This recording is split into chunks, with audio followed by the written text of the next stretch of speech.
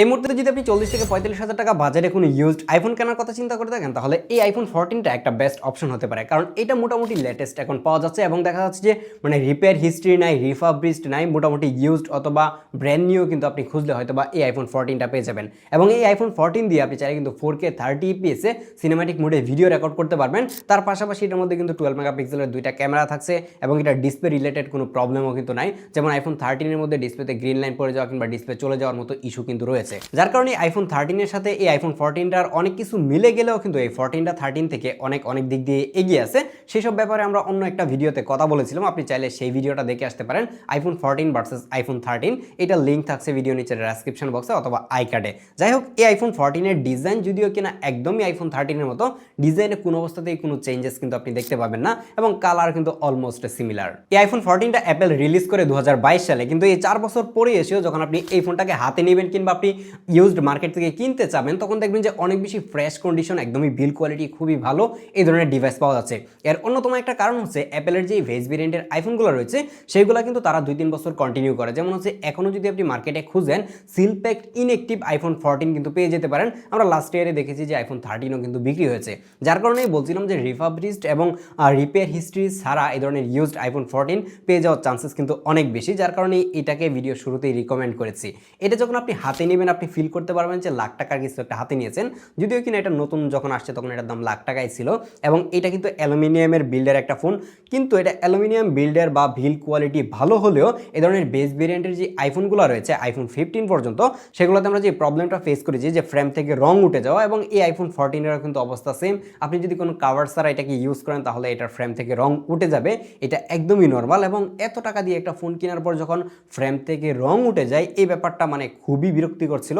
এই ব্যাপারটা নিয়ে বেশ কয়েক বছর ধরে আমি কমপ্লেন করে আসতেছি, বাট যখন আইফোন 16 এসেছে, 16 এবং 17, সেইগুলোতে এই ধরনের প্রবলেম খুব একটা কিন্তু দেখা যাচ্ছে না। হয়তো বা 2-1 বছর পরে গিয়ে রং উঠে যায় কিনা সেটাই হচ্ছে যে দেখার বিষয়। এনিওয়ে, এটা নিয়ে পরবর্তীতে কথা হবে। কিন্তু যখন আপনি আইফোন 15 স্কিপ করে এই 14 কিনবেন তখন একটা জিনিস আপনাকে অবশ্যই মিস করতে হবে, সেটা হচ্ছে টাইপ সি পোর্ট। এই আইফোন 14 কিন্তু ছিল অ্যাপেলের লাস্ট আইফোন যেটার মধ্যে হচ্ছে তারা লাইটিনিং পোর্ট ইউজ করেছে, এবং আপনি যদি আইফোন 14 কিনেন তাহলে আপনাকে একটা এক্সট্রা চার্জার কিন্তু ক্যারি করতে হবে এই লাইটিনিং পোর্টের কারণে। এবং পোর্টের পাশে যে স্পিকারগুলো রয়েছে এগুলোর সাউন্ডও ভাই দুর্দান্ত, আপনি একদমই ডলবি অ্যাটমসফিয়ার যে ফিলটা সেটা খুব ভালোভাবে কিন্তু বুঝতে পাবেন। আর এই আইফোন 14 এর মধ্যেও কিন্তু IP68 এর ওয়াটার অ্যান্ড ডাস্ট রেজিস্ট্যান্ট রয়েছে, তার মানে হচ্ছে পানির নিচে গিয়ে ছবি এবং ভিডিও করতে পারবেন। বাট যদি ইউজড মার্কেট থেকে যে কোনো আইফোনই কিনেন না কেন, শুধুমাত্র এই আইফোন 14 যে এটাই না, যে কোনো ইউজড আইফোন কেনার পরে আমি বলবো যে ভাই পানির নিচে যাওয়ার কোনো দরকার নাই। কারণ আপনি যদি পানির নিচে যান তাহলে পানি ঢুকে যাওয়ার চান্স অনেক বেশি। কারণ আপনি যত ট্রাস্টেড সব থেকেই হচ্ছে যে আপনি এই ধরনের ইউজড আইফোন কিনেন না কেন, আপনি কিন্তু সেই গ্যারান্টি পাচ্ছেন না যে পানির নিচে নিলে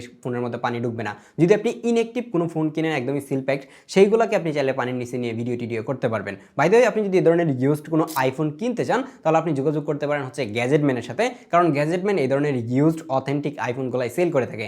তাদের ফিজিক্যাল আউটলেট রয়েছে হচ্ছে যমুনা ফিউচার পার্কে। তাছাড়াও বাংলাদেশের যে কোনো জায়গা থেকে কিন্তু আপনি ঘরে বসেই তাদের কাছে অনলাইনে অর্ডার করে আপনি কিন্তু এই ধরনের আইফোন অথবা যে কোনো স্যামসাংয়ের ডিভাইস কিন্তু পারচেস করতে পারবেন। তাদের ব্যাপারে সকল কিছু ডিটেল দিয়ে দিচ্ছি ভিডিও নিচে ডেসক্রিপশন বক্সে। এই আইফোন 14 যখন আপনি কিনবেন তখন যেমনভাবে টাইপ সি পোর্টটাকে মিস করবেন, ঠিক সেম ভাবে এটার ডিসপ্লের মধ্যে একটা ডাইনামিক আইল্যান্ডের মিসিং আপনি সবসময় খুঁজে পাবেন, কারণ এটার মধ্যে সেই আদিকালের একটা নচ আপনি দেখতে পাবেন। যদিও কিনা নচটা একটু ছোট, বাট ছোট হলেও এই নচটা কিন্তু মানে থাকতেছে এবং এই নচের কারণে দেখতে মনে হয় যে ফোনটা অনেক বেশি ওল্ডার। যদি এটাতে ডাইনামিক আইল্যান্ড থাকতো তাহলে সামনে থেকে দেখে কিন্তু একদমই লেটেস্ট আইফোনের মতোই লাগতো। এই জায়গায় একটা 6.1 inch super retina XDR OLED display use করা হয়েছে, যেই ডিসপ্লেটা একটা 60 হার্জের ডিসপ্লে। হ্যাঁ, আপনি লাখ টাকা খরচ করে একটা ফোন যখন কিনবেন, মানে এটার দাম তো এখন লাখ টাকা না, যাই হোক তারপরেও অনেক টাকা খরচ করে কিনতেছেন, কিন্তু আপনাকে একটা 60 হার্জের ডিসপ্লেতেই লক থাকতে হচ্ছে। এই ডিসপ্লেটা যখন আপনি ইউজ করেন তখন আপনার কাছে মনে হবে যে কেমন জানি ল্যাগ করতেছে, হ্যাং করতেছে, এরকম মনে হবে। আপনি কোনো স্মুথনেস কিন্তু খুঁজে পাবেন না। আমি এইটার পাশাপাশি হচ্ছে S23 ইউজ করতেছি এবং একটা 16 Pro ইউজ করতেছি। ওইগুলো থেকে যখন এইটাতে আসি বারবার আমার কাছে মনে হয় যে কিরে ভাই এই ফোন হ্যাং করে কেন, ল্যাগ করে কেন, এরকম মনে হয়। বাট যখন আপনি শুধুমাত্র প্রাইমারি ডিভাইস হিসেবে এই আইফোন 14টাকে ইউজ করবেন তখন সেই 60 হার্জের যে মিসিংটা, মানে 120 হার্জের যে মিসিংটা, এটার মধ্যে 60 হার্জ ইউজ করা আছে, সেই ব্যাপারটা হয়তো আপনি খুব ভালো নোটিস করবেন না। অনেকেই বলে থাকে যে অ্যান্ড্রয়েডের 120 হার্জ থেকে অ্যাপেলের 60 হার্জ বেটার। আমি বলবো যে ভাই এটা কোনো অবস্থাতেই ঠিক না।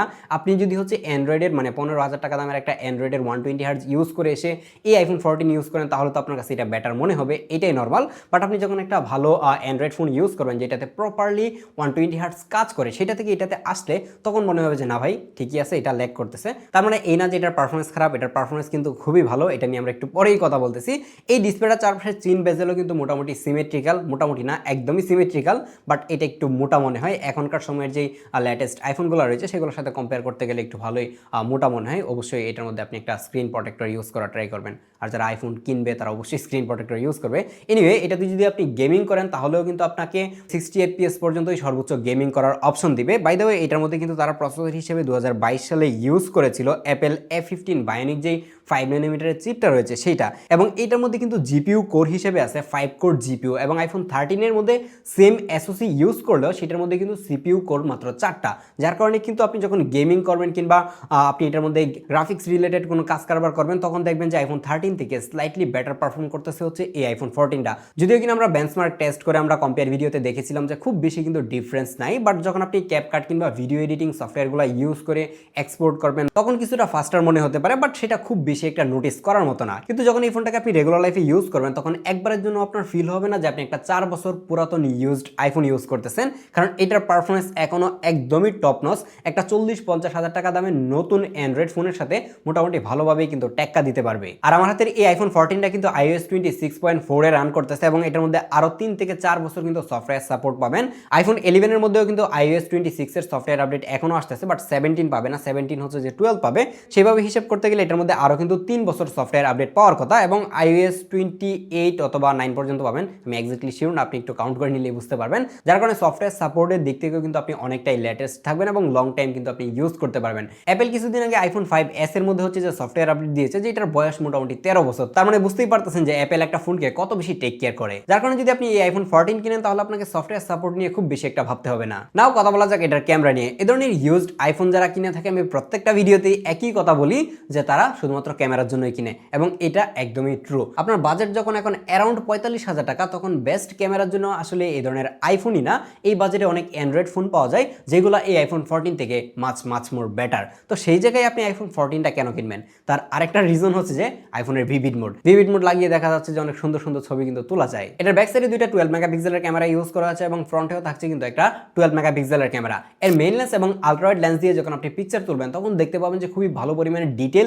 এবং শার্পনেস কিন্তু রাখতে পারতেছে। আর অ্যাপেলের ডাইনামিক রেঞ্জ কিন্তু বরাবরই অনেক বেশি ভালো হয়ে থাকে। আর এটার কালার যদি দেখেন তাহলে দেখবেন যে একদমই ট্রু ন্যাচারাল কালার কিন্তু সে ক্যাপচার করতে পারতেছে, এবং এক্সপোজারটাও ঠিকঠাকভাবে মেনটেন করতে পারতেছে।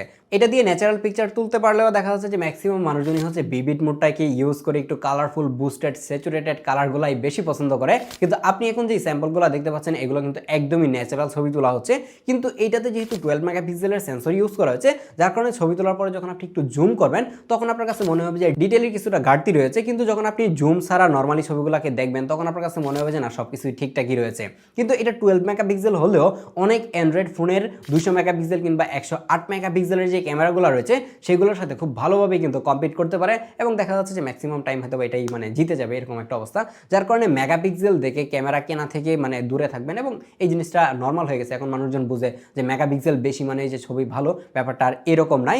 এটার পিক্সেল স্যাম্পলগুলো দেখে হয়তো আপনারা নিজেরাই আইডিয়া করতে পেরেছেন যে এটা থেকে আপনি কেমন লেভেলের ফটোগ্রাফি করতে পারবেন। দেন যখন আপনি এটার ফ্রন্ট ক্যামেরায় আসবেন তখন এটা দিয়ে যখন সেলফি তুলবেন তখনও দেখবেন যে খুবই সুন্দর সুন্দর সেলফি কিন্তু ক্যাপচার করতে পারে। বাট এটা দিয়ে যখন ভিভিড মোড ইউজ না করে এটার সেলফি তোলা যায় তখন দেখতে যেন একটু বেশি ডার্ক বডি হয়, কিংবা দেখা যাচ্ছে যে একটু বেশি কন্ট্রাস্টি করে ফেলে, যার কারণে আমার কাছে পার্সোনালি খুব একটা ভালো লাগে না। আমি যখনই হচ্ছে এটার ফ্রন্ট ক্যামেরা দিয়ে সেলফি টেলফি তুলি দেখা যাচ্ছে যে maximum time vivid mode use করা ট্রাই করি। বাট আপনি যে স্যাম্পলগুলো দেখতে পাচ্ছেন এগুলো কিন্তু একদমই র স্যাম্পল, কোনো অবস্থাতে কোনো ফিল্টার কিংবা এডিট কিন্তু এই জায়গায় করা হয়নি। এই আইফোন 14 এর ক্যামেরা সব দিক থেকে পারফেক্ট হলেও যে জায়গায় পারফেক্ট না সেটা হচ্ছে পোর্ট্রেট মোড। হ্যাঁ, এখন বলতে পারেন যে আইফোনের পোর্ট্রেট তো অনেক ভালো হয়ে দেখতে সুন্দর হয়, কিন্তু এইটাও সুন্দর, বাট প্রবলেম যে জায়গায় সেটা হচ্ছে যে এটার মধ্যে কোনো ধরনের টেলিফোটো লেন্স কিন্তু নাই, এবং এটার মধ্যে যে 12 মেগাপিক্সেলের মেইন সেন্সরটা ইউজ করা হয়েছে সেইটা দিয়েই কিন্তু আপনি শুধুমাত্র হচ্ছে যে পোর্ট্রেট ফটোগ্রাফি করতে পারবেন। এই জায়গায় 2x ডিজিটাল জুম কিংবা 3x জুম এই ধরনের অপশনও কিন্তু আপনি এই জায়গায় পাবেন না। যার কারণে 1x এ যখন আপনি পোর্ট্রেট ফটোগ্রাফি করবেন দেখবেন যে ফেসের ডাইমেনশনটা ঠিকঠাক আসতেছে না,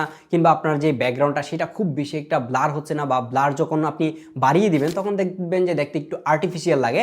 এই স্যাম্পলগুলো দেখে আই থিঙ্ক বুঝতেই পারতেছেন। যার কারণে এইটা শুধুমাত্র ডেডিকেটেডলি পোর্ট্রেটের জন্য আমি রিকমেন্ড করি না। আপনার যদি পোর্ট্রেটটাই মেন প্রায়োরিটি হয়ে থাকে তাহলে অবশ্যই আপনাকে কোনো একটা প্রো মডেলের ফোন কিনতে হবে, অথবা এমন কোনো অ্যান্ড্রয়েড ফোনে আপনাকে যেতে হবে যেটার মধ্যে হচ্ছে একটা টেলিফোটো লেন্স রয়েছে ডেডিকেটেড। এবং 40-45 হাজার টাকা কিংবা অ্যারাউন্ড 45,000 টাকা বাজেটে এখন অসংখ্য ফোন আছে যেগুলোর মধ্যে ডেডিকেটেডলি একটা টেলিফোটো লেন্স রয়েছে যেগুলোর পোর্ট্রেট এই আইফোন 14 থেকে মাচ মোর বেটার। যার কারণে যারা পোর্ট্রেট ফটোগ্রাফির জন্য এই আইফোন 14 কেনার কথা ভাবছেন তাদেরকে বলবো যে ভাই এই 14 থেকে একটু দূরে থাকেন, কারণ আমার কাছে অ্যাটলিস্ট পার্সোনালি এর পোর্ট্রেট কোনো অবস্থাতেই ভালো লাগে নাই এবং এটা পোর্ট্রেটের জন্য সাজেস্ট করা যায় না। বাট যেই কারণে এই ফোনটাকে সাজেস্ট করা যায় সেটা হচ্ছে এটার ভিডিওর কারণে, এবং এটার ভিডিওটা কতটা ভালো সেটা একটু আউটডোরে গিয়ে আপনাদেরকে দেখাচ্ছি। আপনি যদি আইফোন 14 দিয়ে সিনেম্যাটিক মোডে ভিডিও করতে চান তাহলে এরকম একটা ভিডিও পাবেন। এটা দিয়ে কিন্তু সর্বোচ্চ 4K 30 fps ভিডিও রেকর্ড করা যায়। যারা হচ্ছে আইফোন 13 কিনে তারা কিন্তু চাইলে 4K ভিডিওটা করতে পারে না, যার কারণে মানুষজন 5-10 হাজার টাকা বেশি অ্যাড করে আইফোন 14 কিনে 4K সিনেম্যাটিক ভিডিও করার জন্য, এবং এটার ভিডিও আসলেই অনেক ভালো। দেখা যাচ্ছে যে এজ ডিটেক্টও মোটামুটি অলমোস্ট পারফেক্ট বলা চলে, যদিও কিনা হেয়ারের কাজ দিয়ে কিছুটা এজ ডিটেক্ট মাঝে মাঝে মিস করতে দেখেছি। যেহেতু 4 বছর পুরাতন একটা আইফোন, তাহলে এটার ব্যাটারি ব্যাকআপের কি অবস্থা? এটার মধ্যে কিন্তু ব্যাটারি হিসেবে ইউজ করা হয়েছে 3279 mAh এর একটা পিচ্চি ব্যাটারি, এবং এই ফোনটার ব্যাটারি হেলথ এখন আছে হচ্ছে 86%। তার মানে বুঝতেই পারতেছেন যে এটা কিন্তু আরো অনেক বেশি কমে গেছে। তাহলে এটার ব্যাটারি ব্যাকআপের কি অবস্থা? এইটা থেকে হচ্ছে যে আমি সারাদিনে ইউজ করে অ্যাভারেজে স্ক্রিন অন টাইম পাচ্ছিলাম 4 থেকে 4.5 ঘন্টার মতো। কিছু কিছু ক্ষেত্রে যদি এটাকে রাফ ইউজ করি, লাইক ক্যামেরা অনেক বেশি ইউজ করতেছি, ডিরেক্ট সানলাইটে গিয়ে ডিসপ্লের ব্রাইটনেস ফুল দিয়ে ইউজ করতেছি, মোবাইল ডাটা ইউজ করি, এইভাবে যদি ইউজ করা যায় তখন দেখা যাচ্ছে যে ব্যাটারি ব্যাকআপটা আরও বেশি কমে আসতেছিল। তো যার কারণে যারা এই আইফোন 14 কিনবেন তারা অবশ্যই ট্রাই করবেন যে 85%-এর উপরে যে ব্যাটারি হেলথওয়ালা আইফোন 14 গুলো পাওয়া যায় সেগুলাই কেনার জন্য। তার নিচে যদি কিনতে চান আপনি কিনতে পারেন, বাট ব্যাটারি ব্যাকআপ খুব একটা ভালো হবে না। এই জায়গায় একটা ওয়ার্নিং দিয়ে রাখি, সেটা হচ্ছে যদি এই মুহূর্তে এসে এমন কোনো আইফোন 14 আপনি পান যেটার মধ্যে 95%-এর বেশি ব্যাটারি হেলথ, অবশ্যই সেই আইফোনটা কেনার আগে দেখে নেবেন যে সেই আইফোনটা কবে অ্যাক্টিভ হয়েছে। যদি দেখেন যে এটা আরও 2-3 বছর আগে অ্যাক্টিভ হয়েছে বাট ব্যাটারি হেলথ মাত্র 4% কমছে, তার মানে হচ্ছে এটার মধ্যে কোনো না কোনো একটা গাপলা আছে, এই ফোন থেকে দূরে থাকবেন। এই মুহূর্তে যখন ইউজড আইফোন 14 কিনবেন ব্যাটারি হেলথ কিন্তু অ্যাভারেজে 85-90% থাকার কথা, তার বেশি কোনো অবস্থাতেই যাওয়ার কথা না। যার কারণে এই জায়গায় অবশ্যই আপনি সতর্কতা ট্রাই করবেন।